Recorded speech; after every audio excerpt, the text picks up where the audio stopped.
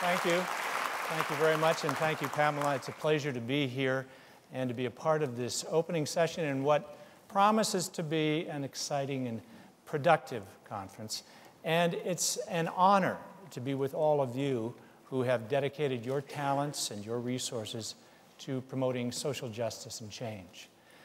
We have a very interesting and inspiring story to tell in the next half hour. That's not much time, so we're going to treat it a little bit like a radio talk show. But don't call. We're not taking any calls tonight. They forced us to turn our cell phones off, so we'll just discuss among ourselves.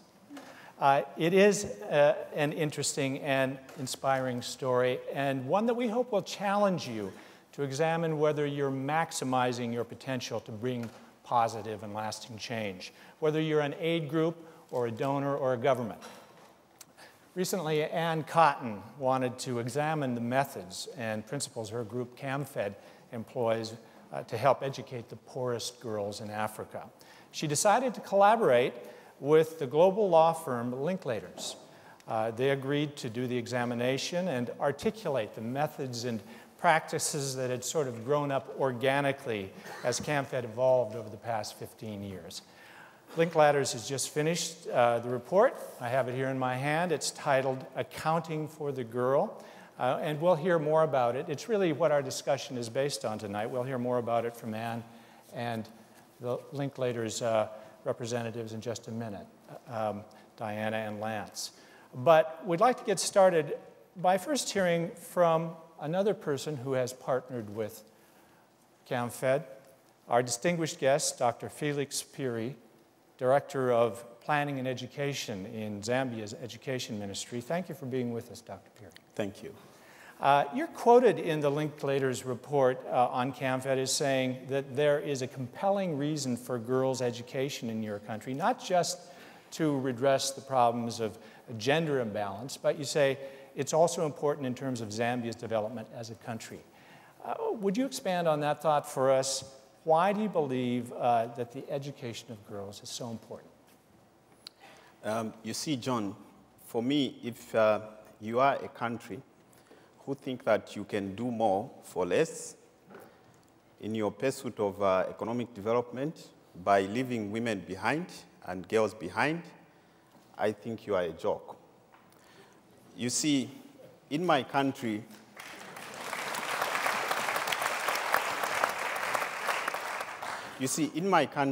Zambia, we believe that gender balancing is at the center of all human development. And I think personally that when you educate a girl, you are actually educating a nation. You see, an educated girl is more likely to protect herself against the many injustices that we just heard Dr. Ibrahim was highlighting that society throws on her.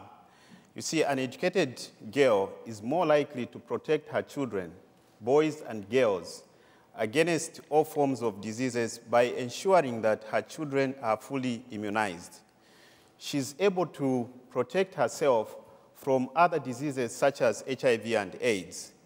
And it's common knowledge that an educated girl is more likely to break that cycle of poverty that her family may have endured for so many generations.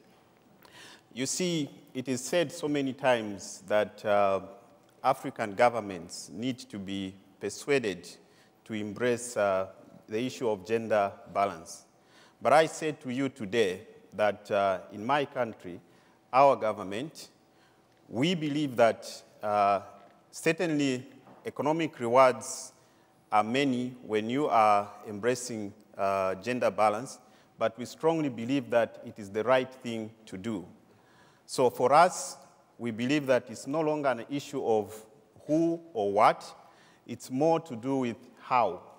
That is how do we do it in order to maximize the rewards that are available to us. So John, that's my conviction on gender balance. Thank you. We'll get back to you later for some other thoughts. But Ann, Dr. Phiri describes a very broad agenda that can be aided by the education of girls. What motivated you when you began focusing on the education of girls back in the early 1990s? Well, I went to Zimbabwe, to the poorest part, Nyami.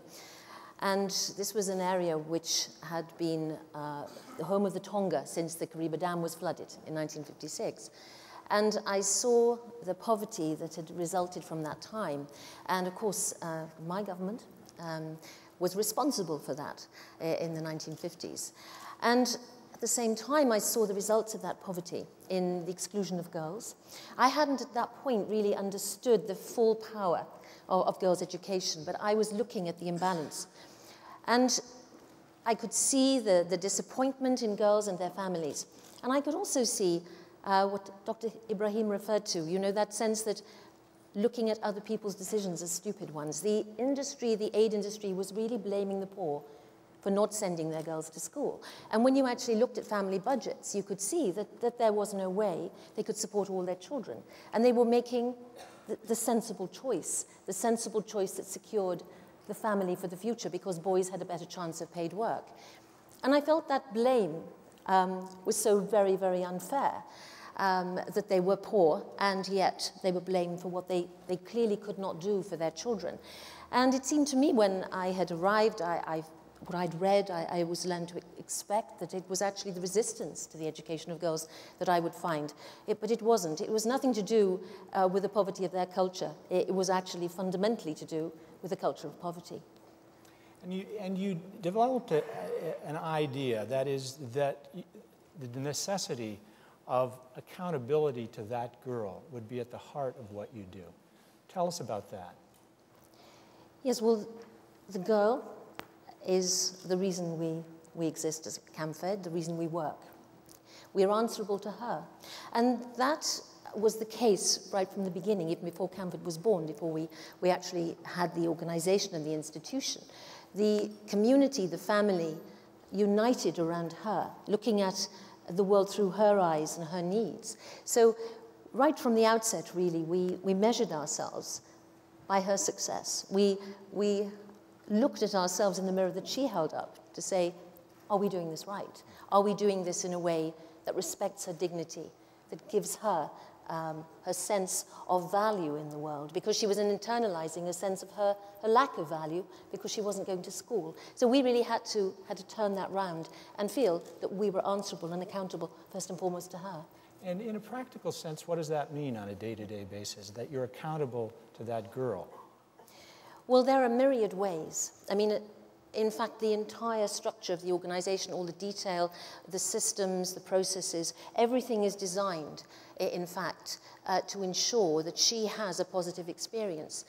You know, Charles Dickens once performed here, and he knew through experience what it felt like to be a child who was disempowered.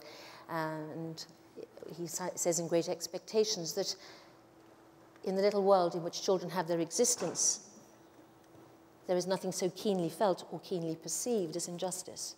Now, we had to turn that on its head. And so the whole organization, every action that the organization takes with a girl, on behalf of a girl, has to really account to her. And it's really the social and emotional intelligence that I think is generally undervalued, perhaps, in the industry, in the aid industry, which is at the heart of it, because there's no neutrality when you're working with people who are disempowered, with people who are poor. Every action counts, either positively or negatively, and the experience has to be positive in order for a girl to grow.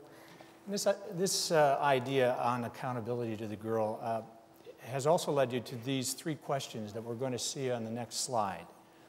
Who is your client is a question you ask. How do you protect your client's interests?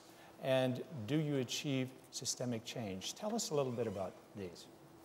Well, really, this is the framework of the work we've done together, the questions we've been asking ourselves and answering together. One of the things we found is, of course, that the language of development, the language of aid, is itself has great limitations. The beneficiaries, the donors. So the word client doesn't quite work, but the word beneficiary certainly doesn't either. So the very language itself that we use, I think, is very important. And beneficiary doesn't work. Why? Because the beneficiary implies that she's receiving benefits that, you know, perhaps for which she is grateful, the beneficence of donors. That puts her in a position where she's grateful for what she receives. In fact, what we want is a sense of entitlement, that she is entitled to resources. We work for her. We are in service to her. So who is our client is fundamentally important, and how we answer that and how we think about that. And, you know, you see Cindy Chaba here. She knows that she's smiling down on you today, and she's delighted about that. She's in one of your 8,000 schools, Dr. Phiri, and doing very well. And she's what is referred to, I suppose, in the social group as an OVC. Now, OVCs are orphans and vulnerable children. Now, that's her social grouping in the international aid industry. That's a rather dehumanizing expression. And she's far from being someone who sees herself, although she is indeed an orphan, but she is greatly optimistic about the future and aspirational. Indeed, she wants to go to Harvard because President Obama went there, and she wants to be Chief Justice of Zambia, and she's going to make it. And she's our client, and the way we work with her, how we protect her interests, how we protect her in the way we engage the constituencies around her, the teacher mentors at schools, the environment of the school, the way it values her, the way the resources that are raised in her name are distributed, and the experience she has through that is, and if you multiply that through many, many girls, then you have the foundations for systemic change. So those questions frame our thinking. She cross-examined us very effectively, I may say, when we met her. Faith Nkala is another one of those over 1 million girls in 5 African countries whose education has been supported by CamFed. Faith ultimately went on to college and is now the deputy director of CamFed Zimbabwe. Faith, tell us a little bit about what your life was like before CamFed began to provide support. Thank you, John. My personal life experience really has taught me that poverty can lead to total exclusion, and it can lead to intense loss of opportunity. I could be one of those girls who could be, lost opportunity and lost potential, because I was excluded from a very important system, a system of education. I could not make a decision about where I want to be because I was poor, and my parents were poor, and they could not afford schooling for me. And I've also learned through the experience that, it was not just me who was excluded. My mother, whom you are seeing on the screen, I love you so much. She's such a great woman. She was also excluded from making very important decisions about me, just because she was poor. I remember vividly, when there would be local primary school meetings where all the other parents would be attending. She would not be invited for those meetings, basically because, they would be talking about money, which they knew she didn't have. And most probably on the list of those parents, we haven't paid the fees for their children for the past 3 terms. And they are thinking, oh my God, why should we invite her? But I remember being so devastated. And I, as a child, I knew my mother had great dreams for me, great ideas about children because she was a parent. But decisions would be made for children, including myself. And she was not part of it. John, coming to your question, how CamFed's assistance really came into play and how it changed things. The assistance got me back into the system of education. It gave me back the potential which I had. It helped me to really realize the potential I had as a young rural girl, and I truly did. Through my education, my mother had an opportunity to be a parent also, and decide for me, how hard I should work, what I should do in future, how important I was, how a powerful woman I was, how great she'd think I was going to be. And I felt valued for the first time, because I could be listened to. I remember being asked what I needed for me to really go through school. Camfed supplying that. I felt like, whoa, wow, I can be listened to, I can be valued, I can be respected, and through all that, I learned the power of inclusion. And your mother must be very proud of you now. Oh, definitely, and I don't think my mother alone, but the whole community. And you know, in Africa, there is a clan. The whole clan is proud of me. And where I'm married, they are proud of me. Wonderful.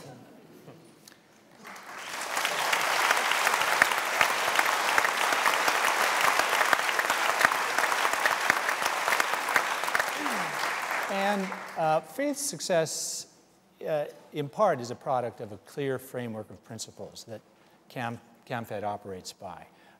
Principles that Linklaters helped you ferret out in this report. Could you briefly describe them and their importance?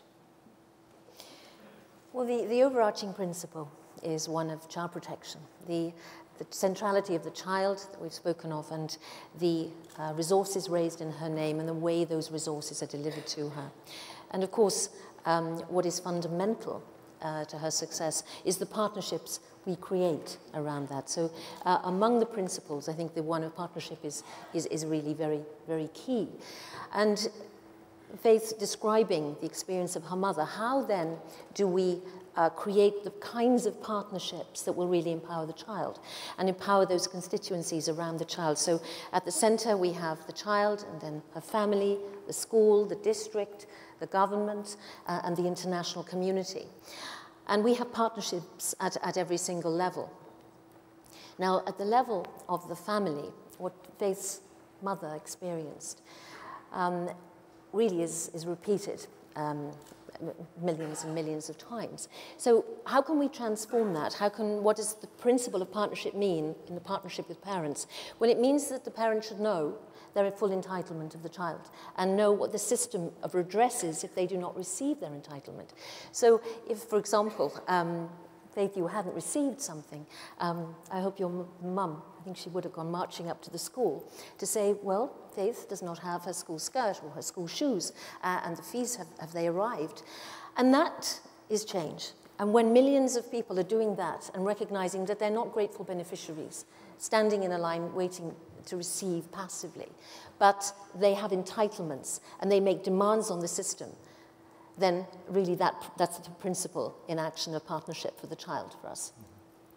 As we said earlier, about 3 years ago, after Camfed had been at work for almost 15 years, you decided it was time to step back and examine how Camfed operates, articulate more clearly these principles and practices to help Camfed as an organization, but also to possibly provide a template for other organizations who might be developing operating principles or governance structures. And we're fortunate to have with us our two Linklater partners who spearheaded the study, Diana Good and Lance Croffoot-Suede. And Diana, would you tell us what you concluded after this 2-year study that involved 3 trips to Africa and your analysis of Camfed's approach? Well, I learned a great deal. But let me pick on one thing in particular. We met and interviewed over 300 people, parents, teachers, girls, officials at all levels, regional, national, and local. And we came across, and you wouldn't be surprised to hear this, a lot of people like Faith and her mother who don't have a voice. And it really struck me that in this sector, a lot of clients of this sector and potential clients don't have a voice, don't have the opportunity to be heard. And as a lawyer, of course, I'm almost bound to think of the analogy of the justice system and the whole question of access to justice. And I do believe very, very strongly that in no sector can you redress injustice if people aren't given a voice and if you don't listen to that voice. And I think that that's one of the things that we saw in action was that when the people do have a voice, so much can be changed, so much happens. And if I just think in our own system, I sit as a judge, and I see the impact of poverty and disempowerment in this country. And I hear cases that involve people who are vulnerable and disenfranchised, and they have difficulty making their voice heard. And we have a very fundamental principle in our system of justice, which is that everyone is entitled to have access to justice, and that everyone is entitled to the means, the resources of getting that access to justice, and we call that equality of arms. So, I mean, in this instance, that means getting free legal advice, being given assistance with procedure. It means I, as a judge, have the obligation to ensure that both sides get an equal hearing and a fair trial. And indeed, it would be impossible to dispense justice if the people didn't have their voice and weren't able to, for instance, bring a case against a much more powerful party, a state, a very wealthy entity. And you couldn't dispense justice if you didn't listen to them. That would involve an institution called a system of justice, but it wouldn't actually deliver it in practice. So I found myself, in all the trips we went on, ringing in my mind this question of access to justice and equality of arms. And I felt, how much could the cause of justice in this sector be advanced if all aid organizations asked themselves and were able to answer this question: how do we know whether all of our activities are truly serving the best interests of our clients if we're not listening to them and giving them that voice, sharing the power with them to give them that voice? And Lance, when you were in Africa, you actually experienced some of the committees and structures that CamFed has put in place to try to give voice to the community. Yeah. You know, the how of what Diana and I witnessed is just endlessly fascinating. It's opened up our perspectives in terms of the law, and we are incredibly grateful and privileged to have worked with CamFed and to be here before you. It really is a great honor, and Diana and I wanted to make sure we were on record saying that, because this is a highlight for us to try to help. To witness Faith and her colleagues going into new communities, bringing together the village elders under an acacia tree or in a shady area, which is essentially a hut built for community meetings, or literally just sitting on the dirt underneath a tree, and tell them for the first time that we are going to be providing additional resources to your community to help educate girls. Can you, the community, come together and tell us what resources you need, who they should be dispensed to, and how they should be dispensed? We witnessed this time and time again. The communities immediately started talking about accountability, transparency, their ability to select the poorest of the poor girls in their communities. There was complete agreement, generally speaking, at least by our standards, for who should get the assistance, how they should get it. For example, if we put up the next slide, talking about giving the client a voice, CamFed makes sure that there's transparency and accountability, as we've discussed, to the girl, but also to everyone involved in CamFed's community programs, education programs, social assistance programs.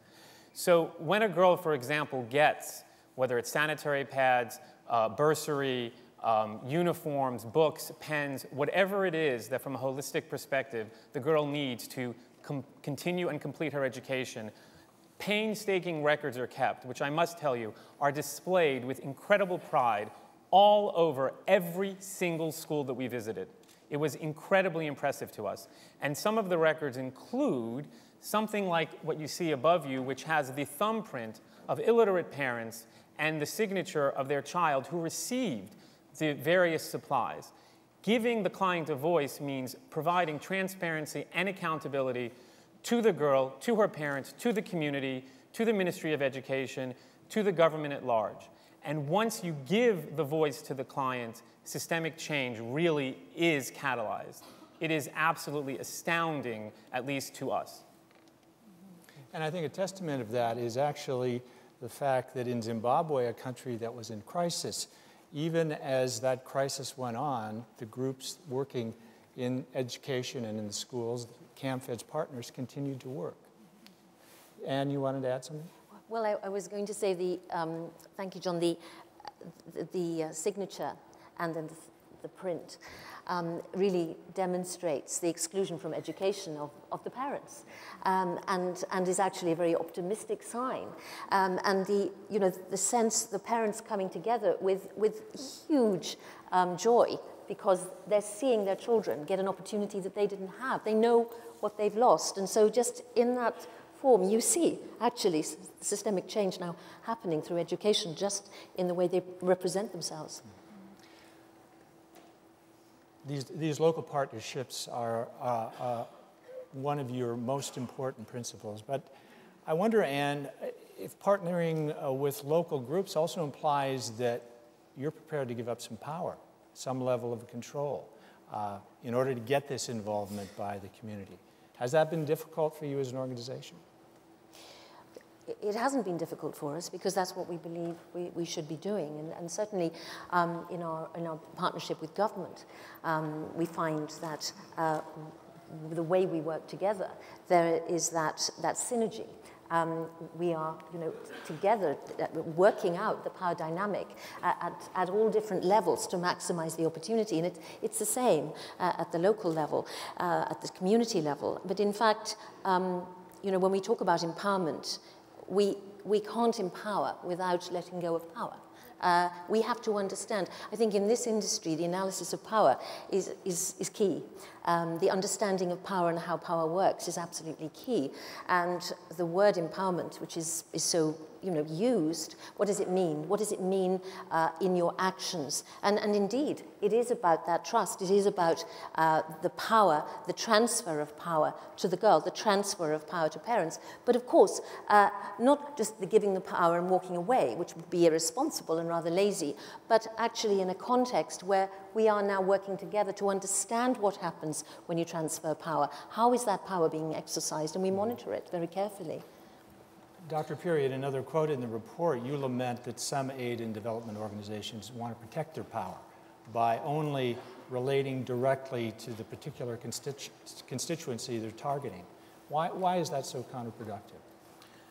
You see, for us in government, it is important that we have a sense of the complete, package in terms of what is being done in our country and in the communities.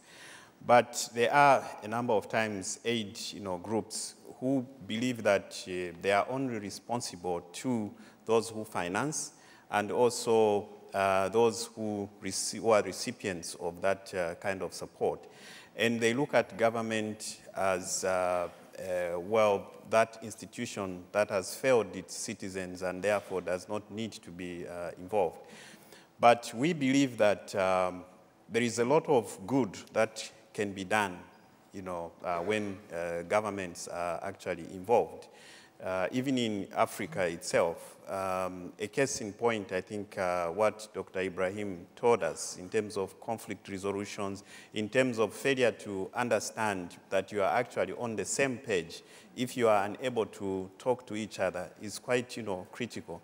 So for us in government, we believe that, you see, these times in which we are living in, we are feeling it as African, governments, that the financial, crisis that the world is experiencing is a big challenge. Even the resources that we do receive from those other governments that are able to assist us, is also reducing. And therefore, it becomes very important that we take advantage of this, goodwill in terms of integration, in terms of partnership, in terms of collaboration, because we strongly believe that when we integrate, we are going to achieve more. And there's no better way that you can influence governments and even its own people by ensuring that you empower them with information and even the better ways of dealing with the situation that they find themselves in. Diana, we only have a few minutes left, but quickly relate to us the story that from the report about how things can go badly awry when an aid group comes in all by themselves, doesn't really consult, and ends up with something that doesn't work. This is a particularly vivid recollection I have of when we were traveling in Malawi with Faith's colleagues from Harare when they were rolling out the programs to villages and schools who hadn't yet heard about the programs. And they conducted dialogue. We sat under one of these very big trees with all the village elders, and Faith's colleagues would ask them, what challenges are you faced by? Who are the people who most need help? How would you get together to decide that? And they were very ready with their answers and could point to a hut in, just next door to us in the village, where there would just be a child-headed family because both parents had died, and they'd tell us that they didn't have any food in that hut at all, and they'd all get together, parents and teachers and local officials and leaders, to agree very publicly who would need help. And the dialogue was very dynamic, and it was, you could see the start of this democratic process of the group getting together and themselves resolving who most needed the help that Camfed could give them. And then one of the village elders, and this is the point, one of the village elders said, I'm very worried because we have had help from other organizations, and we don't know how long you're going to be with us. And Faith's colleague was able to say, well, I grew up in a village like yours, and we've been going at this in Zimbabwe for 17 years, and we'll be here as long as you need us. And this village elder said, well, they'd had one organization go through, and they'd said, what you need is a fish pond. And so they built a fish pond, and it was lovely for 2 months, and after 2 months, the fish pond dried up, and the organization had moved on, and the village elder said he was very worried about, whether the same sort of thing would happen. And he talked about the wisdom of strangers, and that they trusted in the wisdom of strangers with this concept of the fish pond. And I just felt, how could anyone have built a fish pond if there was no secure supply of water? How could the villagers not have said there's no secure supply of water? And it's because there hadn't been that dialogue. And it was just such a contrast when we were in Zimbabwe and we visited another village and school where the 90-strong mother support group and father support group stood in front of us, and one by one stood up and explained how they built the accommodation hostel for the girls together. They'd supplied, one of the local mothers was a matron. They were growing food for them, and all of this was real social activism, and as they said to us, inspired by the assistance they'd been given and the democratic involvement in the process. So it was that contrast between assumptions about need and the dependency that it created in the fish pond story, and the dynamism of the community approach. We've only got about a minute left, and I want, Lance, you to, one of the observations that you make in the report is that the aid and development sector is largely self-regulated. And I wonder if you could expand a little on the implications of that and comment on this final section of the report that is aimed at providing some framework. Generally speaking, one of the things that struck us was that billions of dollars obviously are involved in providing aid to the disempowered around the world. And we were just wondering whether or not it would make sense for the sector to come together to agree on standards for the delivery of the aid. And in conjunction with the work we were doing, we brainstormed and came up with a list of questions and a checklist that donors and aid organizations and clients and beneficiaries of the aid organizations could use to hopefully just spark a debate about whether or not the sector could come together, agree on standards, agree on acceptable levels of participation of the client, of the beneficiary, et cetera, so that there could be some overarching self-regulation, which could bring about much more quickly, I think everyone would agree, the probability of systemic change. It's there truly, it's a thought piece, it's to spark debate, and it's at the end of the report that we've been talking about. And if you'd like a look at that report, you can find a copy at both Linklaters.com and Camfed.org. And we've got to wrap up quickly. We're running out of time. But Dr. Phiri, do you have a quick final thought as we close our discussion? Yes, I think what I would love to say is to appeal to those aid groups that African governments are ready and willing to work with you, and therefore would respect so much if when you came, you respected also the formal systems and the informal systems that are available in our countries. And you also took time to work with us, because I think times have changed. We are ready to embrace that change, and we are ready to move on to make this a better world for all of us to live in. And something you'd like to close with?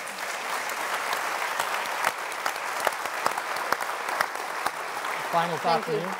Well, I want to say what a joy and a privilege it is to sit next to you, Faith, and how symbolic that feels for me.